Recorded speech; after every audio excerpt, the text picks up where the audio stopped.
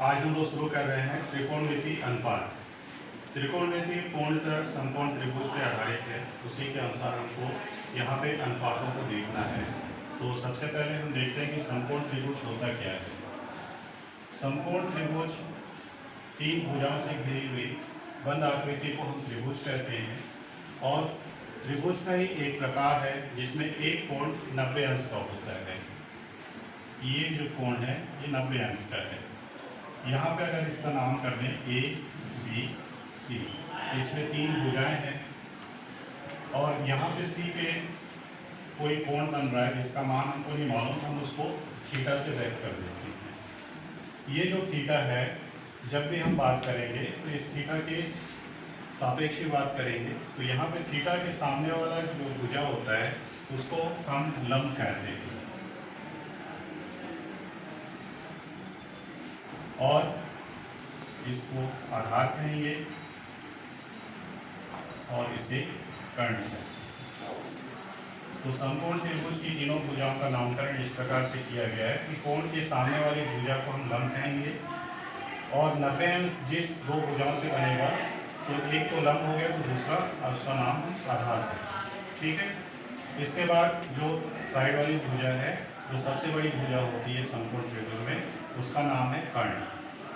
इसको बोधायन पाइथागोरस ने इसमें चूंकि बोधायन भारतीय गणितज्ञ थे और पाइथागोरस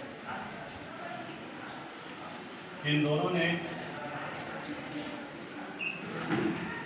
समकोण त्रिभुज में एक नियम दिया था कि समकोण त्रिभुज में कर्ण का वर्ग बराबर शेष दो भुजाओं के वर्ग के योग के बराबर होता है। तो शेष दो भुजा कौन कौन सी होगी? एक लंब और एक आधार,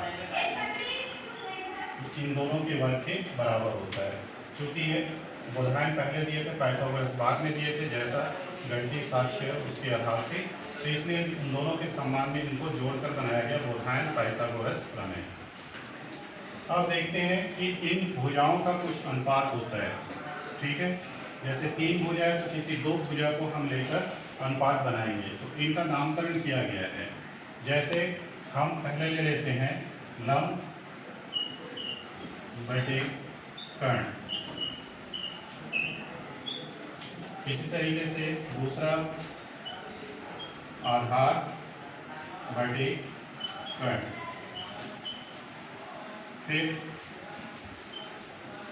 लंब बटे आधार। इस तरह से आप देख रहे हैं कि दो भुजाओं का अनुपात लिया जा रहा है।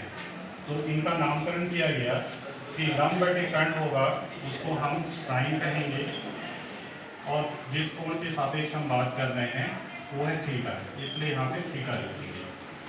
आप इसको कोण सी भी लिख सकते हैं क्योंकि यहाँ पे सी पर कोण बन रहा है। इसी के सापेक्ष हम तीनों भुजाओं का नामकरण किए, उसके बाद फिर इनका अनुपात निकाला गया।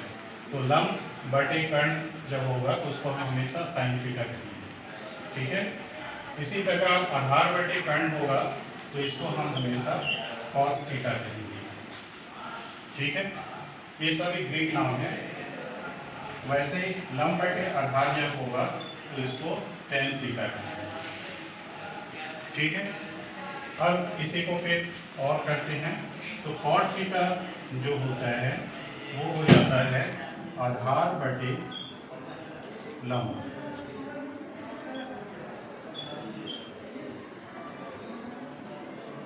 और देखते हैं सेक थीटा, सेक थीटा कर्ण बटे आधार।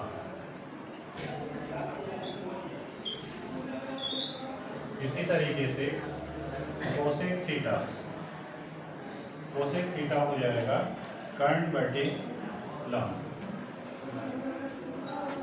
इस तरह से हम देख रहे हैं कि इन तीन भुजाओं का अनुपात लेकर हम 6 अलग अलग अनुपात याद कर सकते हैं और इन 6 अनुपात के लिए हम अलग अलग नाम दिए हैं। ठीक है। पहला लंब बटे कर्ण है वो साइन थीटा है, दूसरा आधार बटे कर्ण है उसका कॉस थीटा कहेंगे, लंब बटे आधार है उसको टेन थीटा नाम दिया गया है। वैसे ही आधार बटे लंब है तो कॉट थीटा दिया गया है। सेक थीटा में कर्ण बटे आधार है और कोसेक थीटा में कर्ण बटे लंब। ठीक, यहाँ पे देखिए लंब बटे कर्ण और यहाँ पे कर्ण बटे लंब है, तो इसमें एक संबंध मिल जाएगा हमको, जिसको हम यहाँ देखते हैं। कोसेक थीटा इक्वल टू 1 बटे साइन थीटा। इसी तरह का संबंध हमको कॉस थीटा और सेक थीटा में मिलेगा। ठीक है, यहाँ पे देखिए कॉस थीटा क्या आधार बटे कर्ण है और सेक थीटा कर्ण बटे आधार है, तो इसलिए यहाँ पर भी एक संबंध मिलेगा, सेक थीटा इक्वल टू 1 बटे कॉस थीटा। अगला देखते हैं, यहाँ पे देखिए कॉट थीटा है आधार बटे लंब और टेन थीटा क्या है लंब बटे आधार, तो यहाँ पर भी एक संबंध हमको मिलेगा, टेन थीटा बराबर 1 बटे कॉट थीटा। ठीक है, तो इस तरह से हमको कुछ संबंध मिल जाते हैं, यही सूत्र के रूप में हमको आगे उपयोग करना है। जब प्रश्न हल करेंगे तब हमको इनको सूत्र के रूप में उपयोग करेंगे। ठीक है।